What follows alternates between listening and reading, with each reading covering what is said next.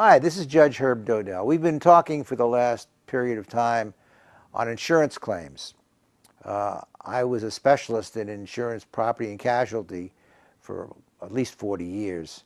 Tried many jury trials and non-jury trials, arbitrations, appraisals on the subject. So what I'm going to do is I want to share some of that knowledge and experience with you, hopefully to assuage some of your concerns, because most people have no clue as to what to do when they've lost everything in a fire like we just had here in Southern California. I was evacuated for 6 days. It certainly gave me cause to think, boy, were we blessed and others suffered terrible losses. But that's already an event. Now, what can they do about it? What can you do about it? You may not have suffered any damages, but you may have a friend or a relative either in the camp fires up north or the Woolsey fire or the related fires here in Southern California. Get a good public adjuster. I've said this every time we've done a YouTube. It makes imminent sense to do it. They'll take the hard work and they'll probably help you understand what's going on, which would make it a little easier for you, less stressful, less anxiety producing, and give you a little something in the way of certainty.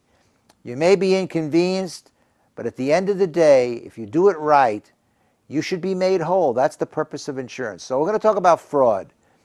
Insurance companies have a right, and they have a department, most of them called the SIU department, Special Investigations Unit, that looks into these claims to see whether they're fraudulent.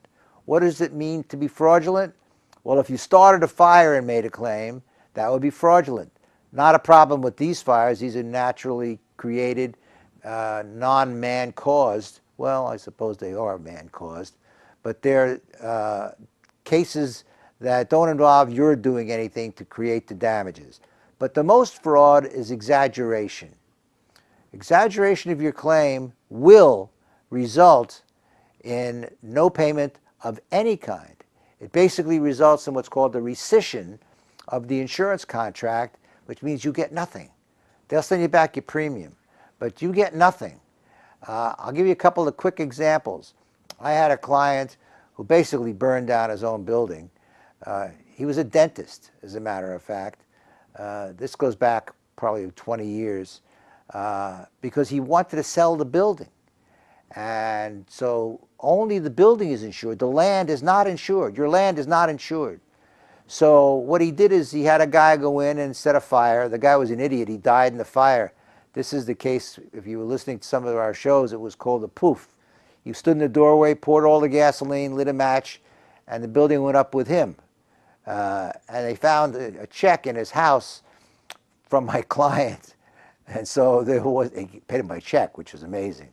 But the real reason was he wanted to burn it down, sell the land, which had most of the value, and he was going to sell it to somebody who was going to build a high-rise.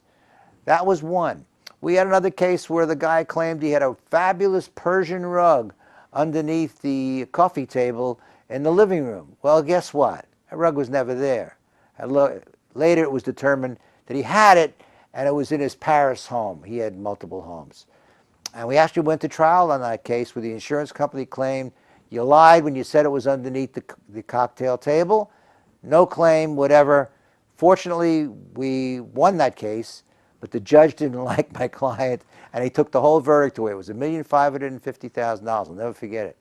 And so be very, very careful. Estimates and opinions are okay if they're legitimate and they're based on a reasonable basis. If you exaggerate it, you try to get something from the insurance company, they will be there. And trust me, they look for many reasons not to pay you. So you want more information? Contact me. You can reach me at askjudgeherb@gmail.com, or you can learn about insurance in my book, which is not all about insurance, but there's a whole chapter on it called From the Trench to the Bench, Navigating the Legal System and Finding Your Spiritual Path Along the Way, available at amazon.com.